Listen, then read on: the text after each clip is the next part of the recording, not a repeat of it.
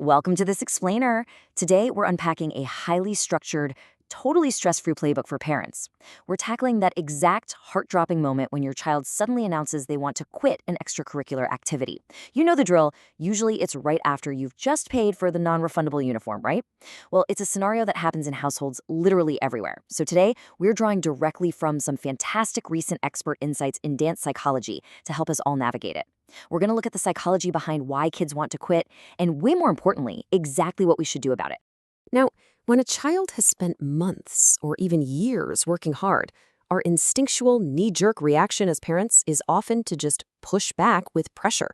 Think about phrases like, you have to keep dancing, or you're not even trying. But here's the thing, pressuring an overwhelmed child usually backfires completely. A child wanting to stop is very often signaling that they're overwhelmed, struggling, or just feeling super self-conscious. And meeting that vulnerability with demands or, accusations of laziness, that just shuts down communication entirely. So here is our roadmap for today. We'll look at 1. Hearing I want to quit. 2. Identifying the real obstacles. 3. Setting short-term trial goals. 4. Adjusting your support strategy. 5. Preserving your child's autonomy. And finally, number 6, knowing when to pivot. Let's dive right in. Kicking things off with phase 1, hearing I want to quit and navigating that initial shock. Look, it is entirely normal to feel totally discouraged when they want to just walk away after so much time and, let's be honest, money has been invested. But instead of making quick assumptions about their work ethic, try to initiate a calm, curious conversation. Ask them something like, what part feels hardest right now? This simple question shifts the entire dynamic from a tense confrontation into a collaboration. You're basically signaling to your child that you are a safe space for them to express some really difficult emotions. Moving right along to phase 2, identifying the real obstacles, or as I like to call it, peeling back the layers.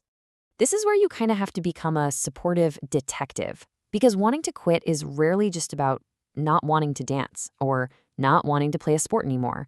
Usually, we have the symptom on one side, which is the desire to quit, and the root cause on the other side, which is the underlying obstacle. There's some kind of hidden friction there that absolutely has to be addressed. It could be physical, social, emotional, but until you pinpoint that root cause, any generic encouragement you offer is just not going to stick. Now, if your child can't really explain their feelings, which is incredibly common, by the way, experts suggest offering 4 specific categories to help them put a name to the problem. So is it technique friction, like maybe they feel they just can't master a specific move? Or is it performance stress, where they totally dread being watched and judged? Maybe it's an external load, pressure from too much homework and zero recovery time. Or perhaps it's a social concern, like a conflict with a teammate or even bullying. Actually giving them a name for the category instantly reduces their anxiety, and it allows you to target your support exactly where it's needed most. All right, that brings us to phase 3, setting short-term trial goals. This is your low-pressure plan. So now that we know the real root cause, we transition into action with a highly manageable, time-limited plan. Step 1, commit to just 3 more classes. Step 2, make 1 small improvement each time. And step 3, decide what feels best after the trial. Essentially, you're asking the child to simply focus on 1 tiny micro goal. That might mean trying to master just 1 single step sequence, or maybe improving their posture for literally 30 seconds. Heck, it might just be starting practice without tears. It bounds all that huge anxiety to a very specific timeline and a very specific, doable task. And during this trial window, make absolutely sure you're actively celebrating progress in the process itself. Try using resilience-building phrases. Say things like, hey, I noticed you kept going when it was really tricky. Notice how that doesn't praise the final outcome at all? It praises the effort. It reinforces their ability to handle difficult things, which is the exact psychological muscle they need to overcome that urge to quit. Moving into phase 4, adjusting your support strategy, both at home and in class. To ensure they feel totally supported, the experts recommend keeping home practice really short, just like 10 to 20 minutes. And you want to employ what's called a brave try. So a brave try is just a super low-stakes effort, like doing only the first 8 counts of a dance routine and then stopping. It intentionally lowers the stakes and stops meltdowns right in their tracks, which helps build up their confidence before frustration even has a chance to peak. It's also absolutely crucial to team up with the instructor here.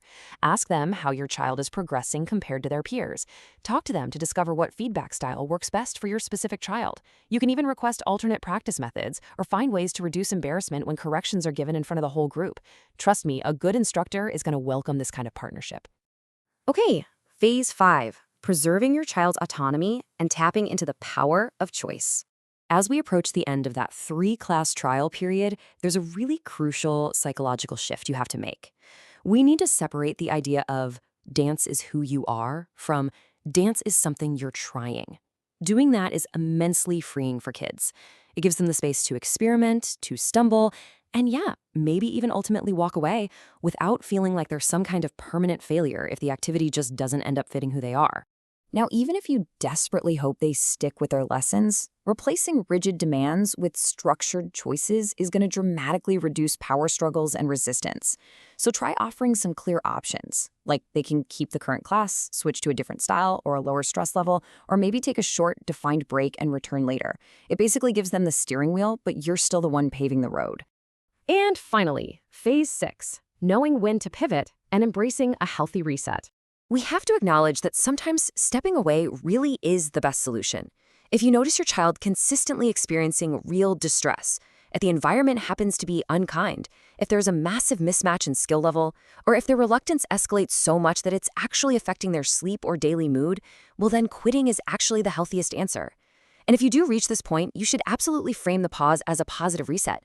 It's an opportunity to try something brand new rather than letting it feel like a rejection or a failure. So, the crucial takeaway from this whole explainer boils down to one final question. Whether they stay or leave, what is the lesson your child is learning today? Because the ultimate goal isn't necessarily keeping them in a specific dance class or on a certain team. The real victory is empowering them to communicate their needs, navigate some really complex emotions, and learn how to handle challenges constructively for the rest of their lives. That is a skill that will outlast absolutely any extracurricular activity. So how will you apply this framework the next time you face resistance?